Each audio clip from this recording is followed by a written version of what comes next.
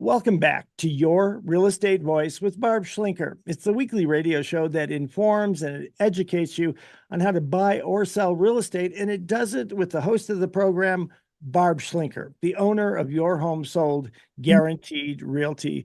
Barb, I know many people ask you questions when getting ready to sell their homes. So, what are some of the top questions that home sellers should be asking before they put their home up for sale? Well, Richard, unless a home is underpriced by, say, 5 to 10%, they are definitely taking longer to sell. There are fewer buyers who can manage the payments now with the interest rates. I think when I checked this morning, it was hovering around just over 7%. And it waggles. We've had it as high as 7.6 just a few weeks ago.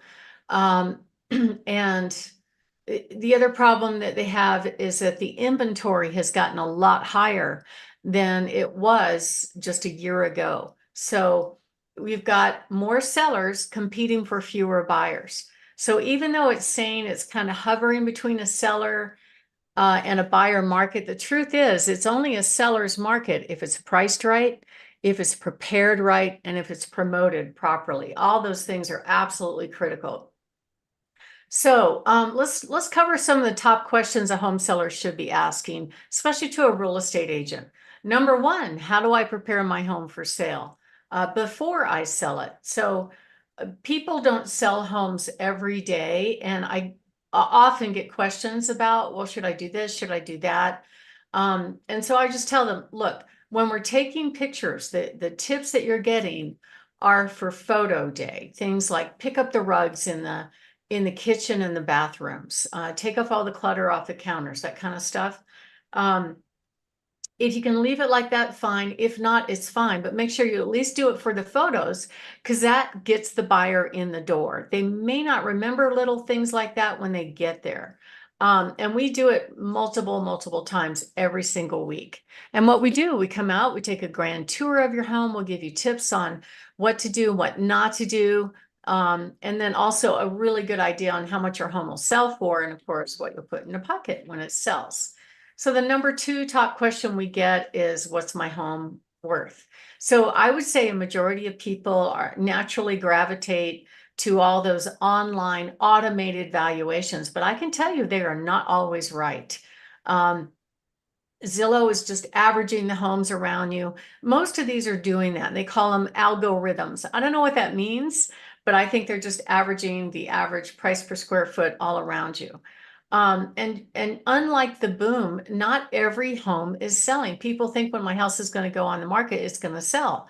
Well, it will sell if it's priced right, if it's promoted right, and it's properly presented to the market. And the market decides what the home will sell for, not the seller, not how much money you put into it, not that you got a tankless water heater, and not that there's anything wrong with that. It's just that a buyer's not going to pay a premium for it. I see a lot of people put in solar systems and they think the buyer is going to pay dollar for dollar when they purchase the home for that system, but it's just not true. I've looked at data, I've tried to find data to prove that the home is actually worth more because it has solar. Now, buyers like it. It's nice to have, but it doesn't mean they're going to spend $30,000, $50,000 more in the house just because you have it. And we have a really good empirical data that we can bring when we sit down and meet. We talk about similar sales. And in that case, you have to compare apples to apples. We'll talk about what the current competition is. We can even give you certainty of sale with our 100% of market value, or we'll pay you the difference, or give you our cash offers and see which one will work for you. Many homes are selling fairly quickly. I just sold a home up in Monument. It had over 25 people at the open house. We got 2 offers and it sold for $25,000 over asking price the first week. That is doing it right. It was priced right. It's promoted right. It sold at the right price and everybody was happy. But it requires the perfect setup. Preparation, number one, getting the house ready for sale. Pricing, absolutely critical. Pricing it what I call realistically versus optimistically. And promotion. So this is where the agent comes in. People are going to turn their nose up at a house that has clutter. People aren't even going to go see it because the furniture might be dated. You never know what it's going to take to cause a buyer to go, I don't want that home. I'm not even going to spend my gas money going out to check it out. So that's why picking the right agent is absolutely critical. And on a typical sale, there's over 180 tasks. We have over 200 that an agent will do in handling the sale. It's not like you think. We don't just post and hope. There's a lot of things involved with the process. The other question we get is, how long will it take to sell a home? And you should be asking that if the agents are interviewing. How long does it take you to sell homes? And it depends on a lot of things. It depends on the preparation of the seller. It depends on whether or not it's priced right, whether or not it's promoted right. Now, in some cases, the seller, of course, controls pricing. They may hold the price up too long. And that's fine. That's their decision. I had that happen on one last summer over in the Woodman Valley area. Beautiful home, spectacular upgrades inside, but he priced it a little bit high. And he got a couple offers up front, but he rejected them all because they weren't full price. And then the summer marched on. And what we were getting in the feedback of the showings was that the buyers were opting for new construction homes that probably didn't have a yard as nearly as nice as that one, but had everything fresh and new. So it's absolutely critical that you know who your competitor is, and that's what we help our clients do. If a home is properly prepared to go on the market and priced right, it should get a contract in 1 to 2 weeks. But you have to focus on the competition, not just on historic sales. Just because in the past month, if you look at the data that came out this month, if you look at compare May of 2023 to May of 2024, there's a 33% increase in the available homes compared to a year ago. Yet the volume of sales hasn't changed that much at all. So what does that mean? That means that there's fewer buyers for the home sellers to compete with. Here's a brand new chart that I just got access to. It's really cool, where it's basically showing that the pending sales as compared to a year ago are only 3% higher.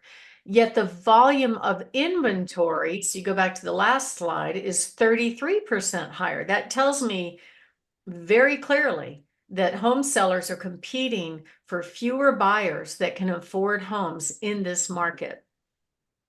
And then when you're on the market and you're showing the home, the market absolutely is going to leave clues as to whether or not you got those 4 P's right up front: pricing, promotion, preparation, and picking the right agent. A general rule of thumb is if you've had 10 sets of buyers through your house and no offers, the price is too high. Or if you go with 10 days without any showings, your price is too high.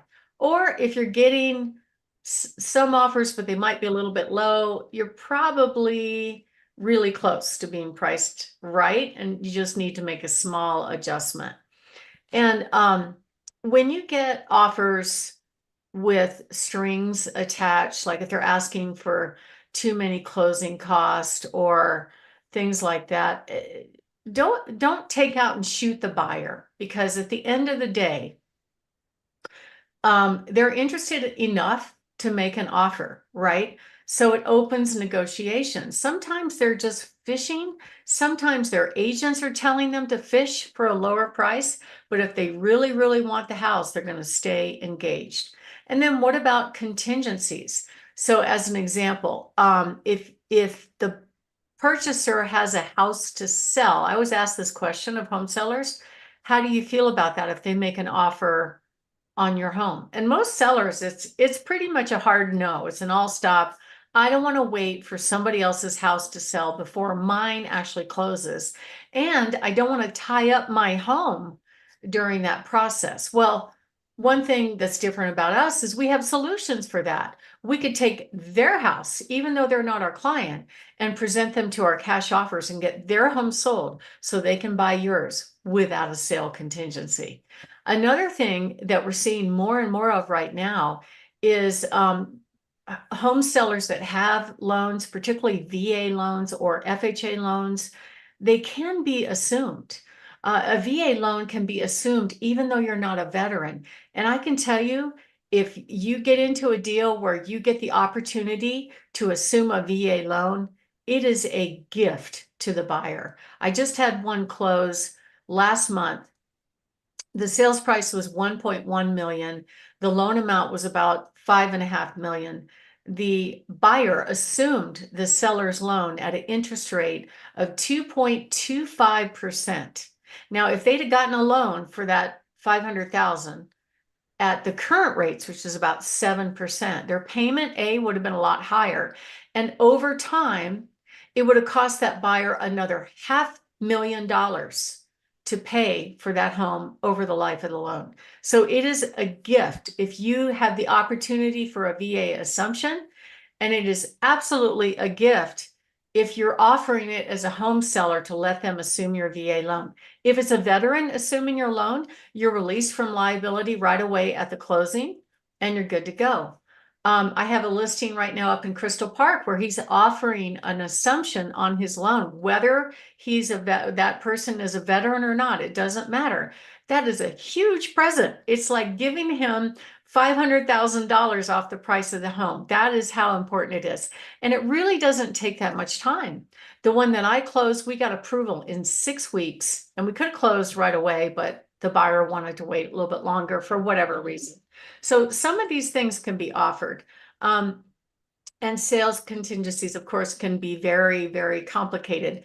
But at the end of the day, if you are thinking of making a move, give us a call. I'm Barb Schlinker. I'm the broker owner of Your Home Sold Guaranteed Realty. Barb has the buyer's team and the host of this show, Your Real Estate Voice. So we're talking about some questions that a home seller should ask. When we come back really quick, we're going to do a lightning round of some of the top questions a home seller should be asking when they're considering putting their home on the market. And if you are thinking of moving and you want to be introduced to our up to 700 buyers that are a high match for your home, give us a call, 719-301-3900, or go to barbhasthebuyers.com. Richard?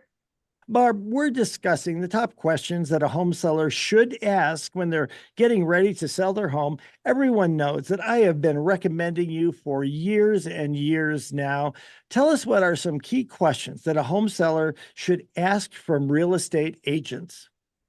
Well, number one, most people don't know how to pick an agent. Typically, they go to whoever they might have known in the past. The truth is, 80% of real estate agents get out of the business in 5 years. 81% of agents, and this is true across all the big box firms, are selling 3 or less homes per year. So there are far fewer sales with agents. And a really good question would be, how many homes did you sell in the last year? Or why should I pick you over all the other choices out there, right? Some people tell me, oh, I've known that agent for years and years. Maybe, but is that the right person to handle one of your largest assets? Also, how long of an agreement should I sign? All that stuff is negotiable, right? And it really depends. We offer a cancellation guarantee. If you're not satisfied, you can go away, no harm, no foul, because we want raving fans. Now, I'll just tell you a quick story. I had a listing over in the west side of town, and the seller decided to make a real estate change, but that agent would not let him out of the contract without getting a provision that said, for everyone that showed, if they buy the house, you owe me 2 commissions, Mr. Seller. So that really made him mad, but he went ahead and made a change anyway, and it worked out fine. Another question that's very important is, what about showings? Does a home have to be available all the time? Of course, you control that, dates and times, how much notice is required. We sell homes year round, so don't worry about the seasonality of what month you're selling homes. It really doesn't matter. You haven't missed the peak market. It's when it works for you. Another important question is, do you have a documented system for your home selling process? I would say there's a whole bunch of people that don't do that. We actually offer that, plus our 6 satisfaction guarantees that we want our clients to be very happy through the home process. So if you are thinking of making a move, give us a call at 719-301-3900, or go to barbhasthebuyers.com. Richard? You're listening to Your Real Estate Voice with Barb Schlinker of Your Home Sold Guaranteed Realty. That was Barb. She's the host of the program. And if you're thinking of making a move, Call her at 719-301-3900 or visit barbhasthebuyers.com. Or if you want a free report, the top 10 questions to ask before you hire a real estate agent, go to barbhasthebuyers.com, go to the green button up in the upper right-hand corner. It says free reports. Click on that. When we come back, we're going to be talking about a checklist to get your house ready to sell, plus Barb's hot new listings. You don't want to miss any of those. Stay tuned.